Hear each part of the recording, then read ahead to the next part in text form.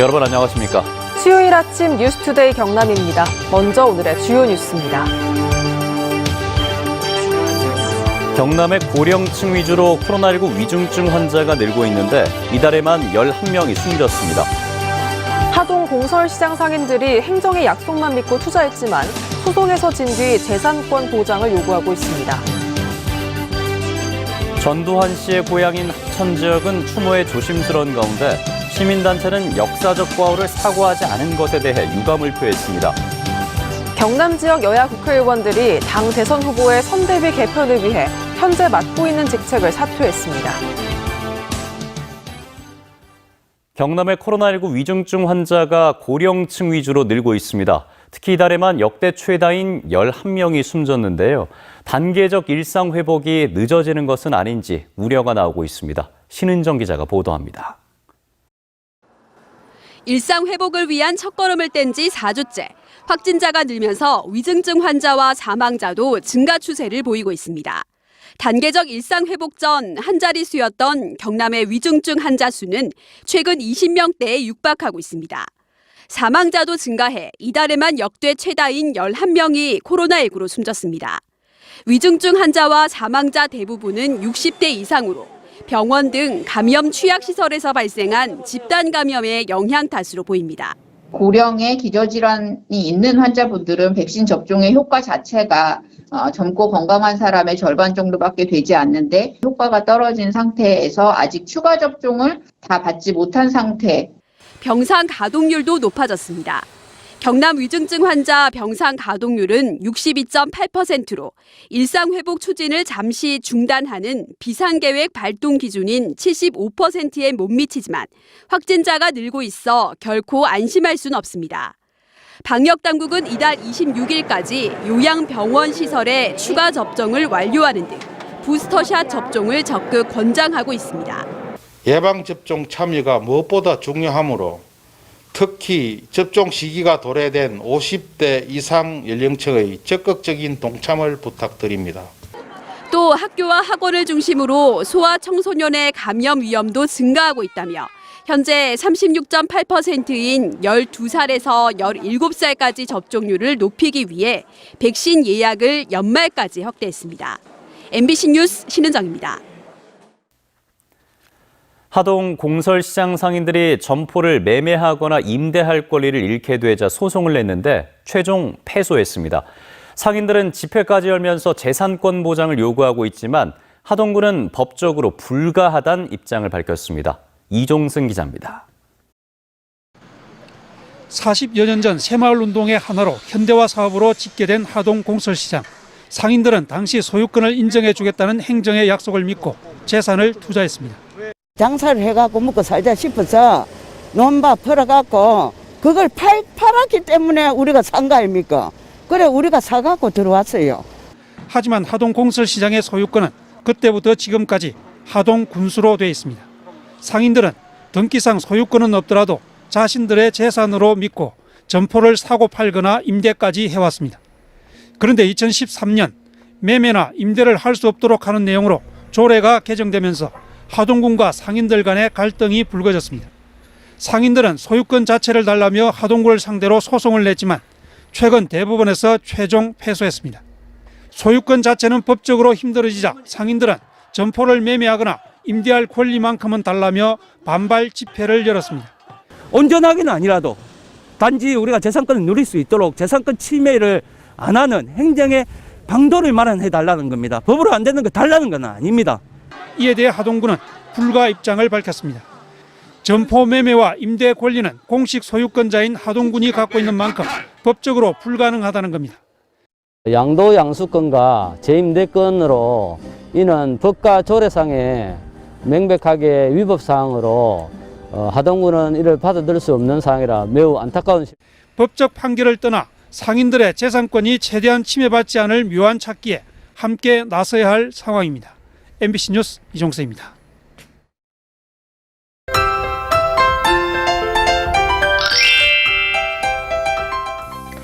오늘 아침도 찬바람이 불면서 보온에 신경 써서 나오시길 바랍니다.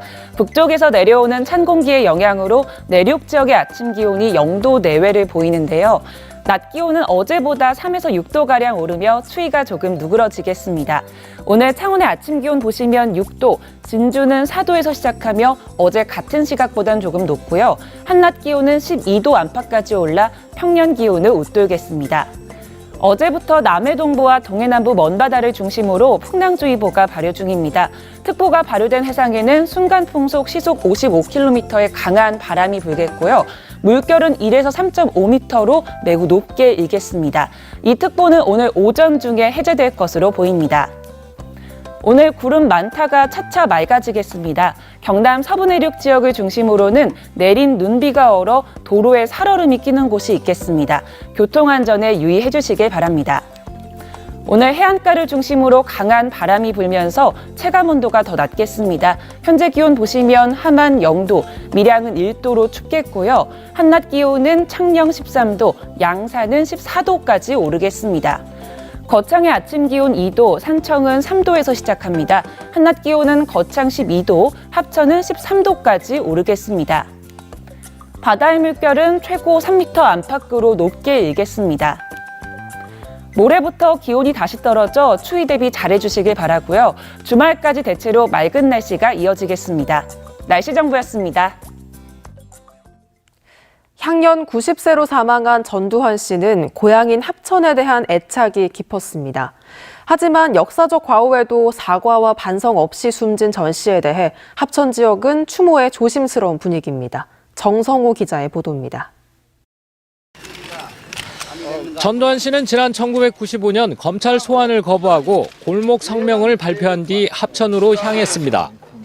백담사에서 돌아와 공개적인 첫 나들이의 목적지도 합천이었고 주기적으로 선영을 찾는 등 고향에 애착을 보였습니다. 생가가 있는 율곡면 내천마을 주민들은 전 씨의 사망에 대해 담담한 반응입니다. 단지 동양 사람으로 세상을 떠난 고인에 대해 안타까움을 표했습니다.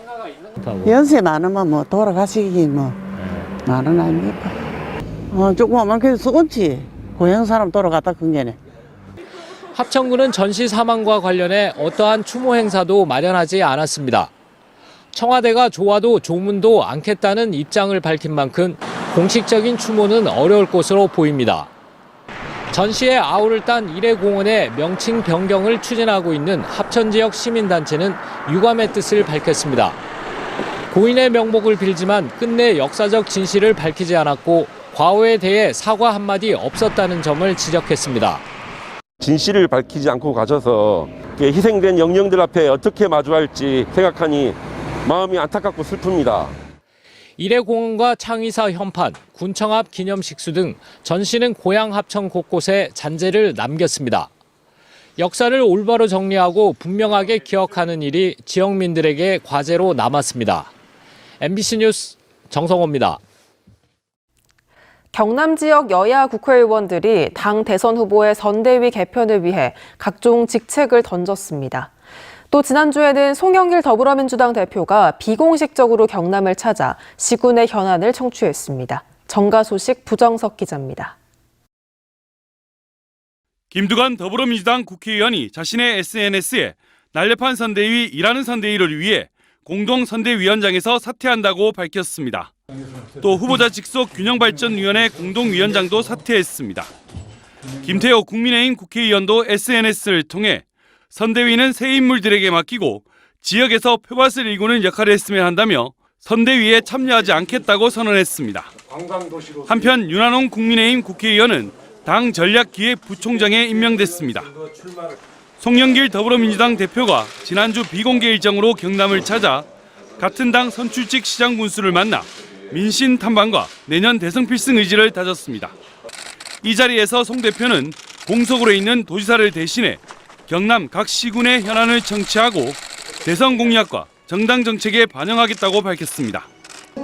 제11대 더불어민주당 경남도 의원이 34명에서 비례대표 3명을 포함해 29명으로 5석이 줄었습니다.